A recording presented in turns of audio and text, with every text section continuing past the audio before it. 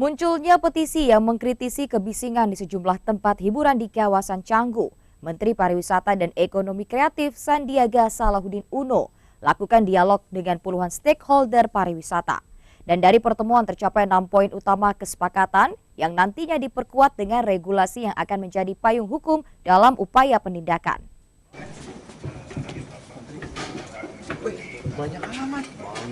Banyak orang ya? Menteri Pariwisata dan Ekonomi Kreatif Menparekraf Sandiaga Salahuddin Uno lakukan dialog dengan puluhan stakeholder pariwisata terkait keluhan warga melalui petisi yang mengkritisi kebisingan di kawasan Canggu.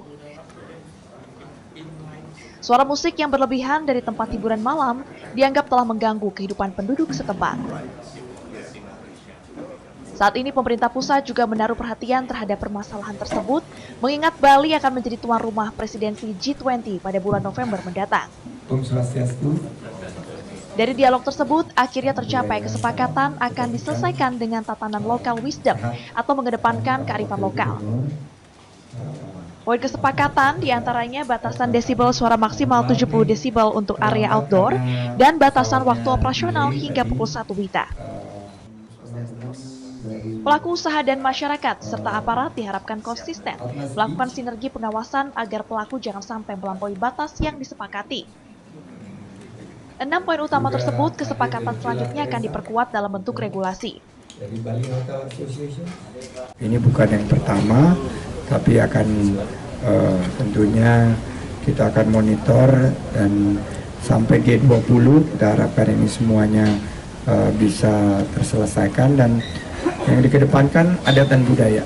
Tadi Pak Kadis bilang diselesaikan secara adat, ternyata memang belajar dari case study atau studi kasus di beberapa negara lain yang paling baik itu adalah yang dikedepankan adalah tentunya adat istiadat setempat. Sementara itu, Wakil Gubernur Bali, Cokorda Oke Arta Ardana Sukawati mengatakan bahwa meski telah tercapai kesepakatan, tapi tidak ada pembahasan khusus tentang sanksi yang diberikan terhadap pelanggar. Hal-hal yang memang kita harus perlu perbaiki, karena pariwisata dia terus dinamis, dia terus berkembang.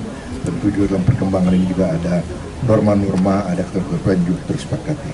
Kesepakatan regulasi sekarang sudah disusun, namun demikian ada beberapa hal yang belum lengkap, akan diteruskan ditindaklanjuti oleh Kadis Pariwisata dan pemimpin semua, dan mudah-mudahan ke depannya tidak hanya kesepakatan tapi betul-betul ada payung hukumnya, baik itu berupa pergub, sehingga nanti dari PP yang mengamankan nanti peraturan-peraturan tersebut ada dasar hukum ketika mereka bertindak. Sebelumnya, petisi online berisi ajakan basmi polusi suara di Canggu muncul di situs change.org.